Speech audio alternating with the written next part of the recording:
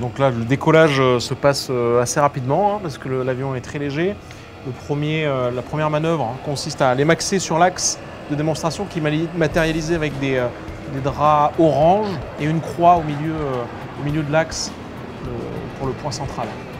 Donc là, c'était ma première manœuvre. On appelle ça un John Derry roll. Donc je pars à l'opposé de mon virage en tonneau.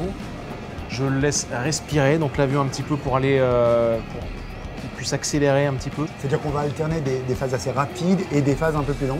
Alors exactement, l'idée de la démonstration du Rafale, c'est de montrer le dynamisme de cet avion. Pour montrer le dynamisme, il faut que je sois rapide, entre 450 et 500 nœuds, grosso modo. Voilà, donc là je repasse à travers le public, je vais me réaxer sur l'axe. L'idée de faire respirer l'avion, c'est de le laisser accélérer. Plus je tire sur le manche, plus l'avion monte en incidence, dégrade de l'énergie et donc plus il sera en sous-vitesse, ce qu'on appelle la sous-vitesse. Donc la sous-vitesse, c'est en dessous de 400 nœuds, c'est ce que je ne cherche pas à avoir. Donc là je pars sur un tonneau suisse, c'est un ajout de cette année. Et puis une descente tranche, ça c'est une nouveauté que j'ai. Alors c'est l'Alpha Jet Solo Display qui m'a inspiré cette nouvelle figure. Donc l'idée c'est de présenter l'extrado du Rafale au public pendant une descente assez impressionnante, en tout cas de l'intérieur également. Qui a décidé de toutes ces figures, de ce choix de figures? C'est moi, typiquement, c'est le pilote qui dessine son ruban. On appelle ça un ruban, hein, une série de figures, de voltiges, qui est validée par le chef d'état-major lors de la présentation à Salon de Provence. Et il y a des limites à ça? Alors oui, il y a des limites, il y a 3 commissions de sécurité qui existent. La première sur papier, la deuxième intermédiaire et puis la troisième la validation. Donc ça c'est une autre figure que j'ai rajoutée aujourd'hui, c'est une espèce de vague, j'appelle ça le requin, qui essaye de montrer un petit peu l'agilité également en G négatif, avant une montée verticale pure. Voilà, donc là je laisse respirer l'avion, donc je descends encore une fois, je le laisse accélérer parce qu'il faut qu'il accélère. Plus la température est élevée, aujourd'hui c'était le cas, plus il faut que je le laisse respirer pour qu'il accélère parce que l'air est moins porteur quand il fait chaud. Alors justement, est-ce qu'il va y avoir des petites différences suivant la météo? Le comportement de l'appareil est-il identique? Alors, il y a deux démos ne seront jamais identiques. La démo est toujours différente en fonction des conditions climatiques, donc la température typiquement, le vent, l'environnement, les nuages. On ne fait jamais deux démos identiques, c'est impossible. Voilà, donc là j'ai enchaîné un tonneau lent avec un tonneau rapide, ça aussi c'est une nouveauté de cette année. Et puis un retour face, et une boucle face. Alors l'espace aérien au Bourget est un petit peu contraignant parce que c'est assez petit, donc j'essaye de le faire respirer tant que je peux, mais globalement elle est un petit peu plus lente au Bourget en tout cas que mes démonstrations habituelles sur d'autres terrains. Alors on ne s'en rend pas compte, mais le repère au sol, c'est pas forcément la piste d'atterrissage, c'est que vous avez en fait des marqueurs, c'est ça? Exactement, c'est ce que je fais quand je décolle, je m'aligne avec ces marqueurs orange. L'idée c'est d'être à une certaine distance du public, une distance réglementaire de 230 mètres pour la sécurité tout simplement. Donc ce n'est pas la piste, ici au Bourget en tout cas ce n'est pas la piste. Et cet axe, ce fameux axe, change tout le temps, change en fonction du meeting sur lequel je me trouve. Voilà, donc c'est pas forcément le milieu de la piste, des fois ça peut être un axe décalé, des fois ça peut être des bottes de paille au milieu d'un champ. Enfin, voilà. Sur la mer ce sont des bouées, donc tout ça demande de l'adaptation. Alors cette figure-là, c'est une figure assez violente parce c'est un 360 degrés, donc sous fort facteur de charge.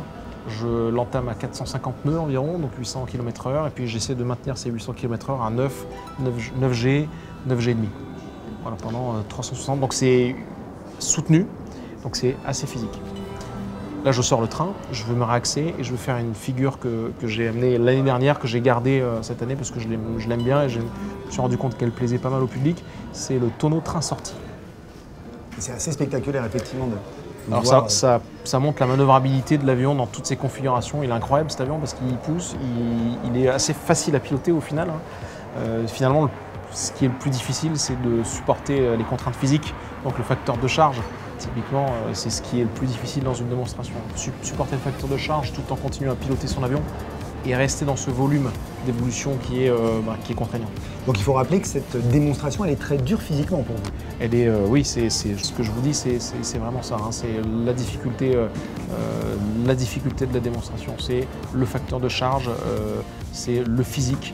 Donc ça demande de l'échauffement, ça demande une mentalisation. Tout va très vite. On a la tête en feu hein, dans cette, comme dirait mon prédécesseur, le capitaine Martinez, la tête en feu dans sa démonstration pendant 10 minutes. Ça ne s'arrête pas de bouger. On bouge dans tous les sens, on prend du facteur de charge. Je monte jusqu'à 10G5, 10G5 sur quasiment toute la démonstration, hein, sur quasiment toutes les manœuvres. Et c'est ce qui demande le plus de préparation au final. En amont de la saison, puis pendant la saison, et de l'échauffement avant le vol. De l'échauffement et de la mentalisation. Donc là, cette partie qu'on voit, c'est le passage lent. Ça me permet de souffler un petit peu. C'est au milieu, c'est calé au milieu de la démo, c'est fait exprès. Hein. Ça me permet de reprendre un petit peu mon souffle pour enchaîner sur la partie la plus violente de la démonstration parce que l'avion s'est allégé, donc il est beaucoup plus réactif, on va dire. Hein. Et donc du coup, je prends beaucoup plus de facteurs de charge, donc beaucoup plus de G. Voilà. Descente verticale. Et puis là, ça va enchaîner. Donc là, ça va enchaîner avec la reprise d'axe, qu'on appelle le dumbbell. Voilà, donc là, je vais reprendre l'axe. Et je vais enchaîner sur la boucle carrée qui avait été effectuée par le prédécesseur.